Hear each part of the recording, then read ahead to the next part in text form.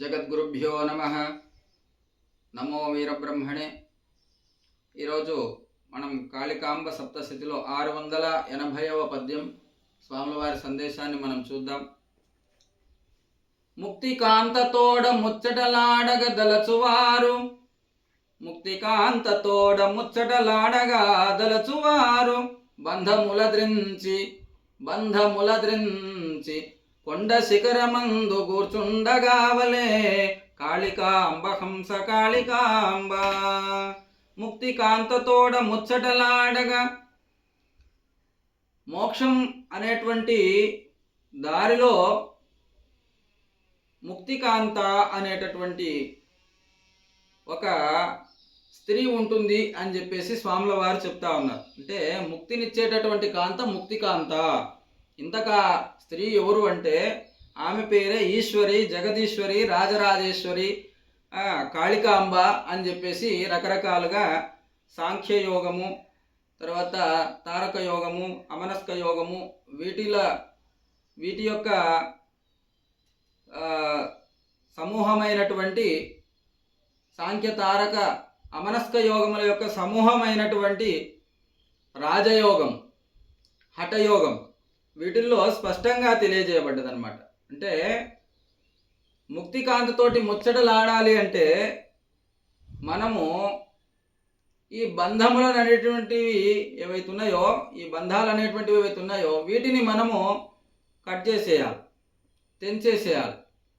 ఇవి ఎప్పుడైతే మనకు బంధాలు అనేటువంటివి ఉంటాయో అప్పుడు మనము ఈ బంధాలను మనం తగిలించుకొని ఉంటామో ఈ ముక్తికాంతతో మనం మాట్లాడలేము అని చెప్తున్నారు. అంటే నువ్వు ఎందుకు పుట్టినావు, ఎందుకు పెరుగుతున్నావు, ఎందుకోసం నువ్వు జీవిస్తున్నావు, ఎందుకోసం నువ్వు ఇవన్నీ కర్మలను ఆచరిస్తున్నావు, ఎందుకోసం నువ్వు రోగగ్రస్తుడు అవుతున్నావు, ఎందుకోసం నువ్వు మృత్యువు పొందుతున్నావు, ఇవన్నీ కూడా తెలుసుకున్నట్లయితే ఇప్పుడు స్వామివారు చెప్పినటువంటి విషయాలకు దగ్గర అవుతావు అన్నమాట. ముక్తికాంతతోడ ముచ్చటలాడగా, ఆ ప్రకృతితో, ఆ కాళికాంబతో ముచ్చటలాడాలి అంటే మనం బంధాలన్నింటినీ కూడా తెంచుకోవాలి. బంధముల త్రెంచి అన్నాడు. ఇక్కడ బంధములు అంటే మానవీయ బంధాలే కాదు, మన విషయాలు అంటే మనము ఏమేమి కోరుకుంటున్నామో ఆ కోరికలన్నిటిని కూడా తెంచేసేయాలి. వాటిని మనం ఎప్పుడైతే తెంచుతామో అప్పుడు మనము ఈ ముక్తికాంతతో ముచ్చటలాడేటటువంటి అవకాశం లభిస్తుంది. అప్పుడు ఏ విధంగా మనము ఈ ముక్తికాంతతో ముచ్చట్లాడవచ్చు అంటే స్వామివారు చెప్తా ఉన్నారు, కొండ శిఖరమందు కూర్చుండగావలే. ఈ బంధాలన్నీ తెంచుకొని కొండ శిఖరం, ఇక్కడ కొండ అంటే స్వాముల వారు చెప్పినారు శ్రీశైలమే ఈ శైలము అని చెప్పేసి. ఈ శైలం మనం చూస్తున్నటువంటి ఈ శరీరమే కొండ. అక్కడ పోయి శిఖర దర్శనం చేసుకోవాలని చెప్పేసి నంది కొమ్ముల పైన వేలు పెట్టేసి 2 వేలు పెట్టేసి అక్కడ మనం శిఖరాన్ని చూస్తే పునర్జన్మ లేదు అని చెప్పేసి చెప్తారు.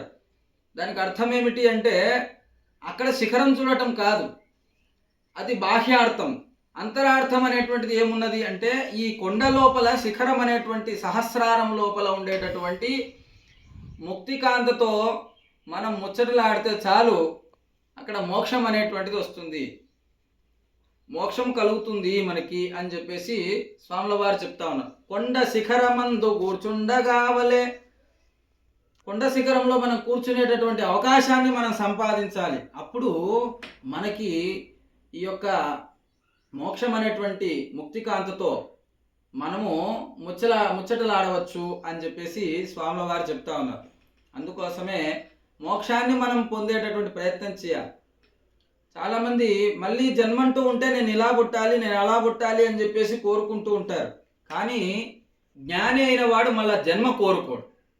ఎందుకు అంటే వాడికి జ్ఞానం, పూర్వజన్మ కర్మజ్ఞానం అనేటువంటిది కలుగుతుంది. అంటే నేను ఇంతకుముందు ఎన్నో జన్మలను ఎత్తి ఉన్నాను, మళ్ళీ ఈ ఆత్మ ఈ శరీరాన్ని పొందింది, మరి ఈ జన్మ కూడా మళ్ళీ మృత్యువు పాలయ్యేటువంటిదే. కాబట్టి ఈ జన్మ మళ్ళీ పుడుతూ చస్తూ వస్తూ ఉంటుంది.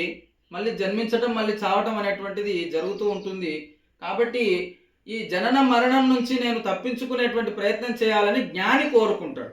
అజ్ఞాని ఏం చేస్తాడు అంటే విషయముల మీదకి ఆసక్తి కలిగి నేను మళ్ళీ జన్మ ఉంటే ఈ విధంగా కోటీశ్వరుడుగా పుట్టాలి, డబ్బున్నవాడుగా పుట్టాలి, జ్ఞానవంతుడుగా పుట్టాలి, అట్లా పుట్టాలి, ఇట్లా పుట్టాలి అని చెప్పేసి కోరుకుంటూ ఉంటాడు. కానీ జ్ఞాని అలా కోరుకోడు.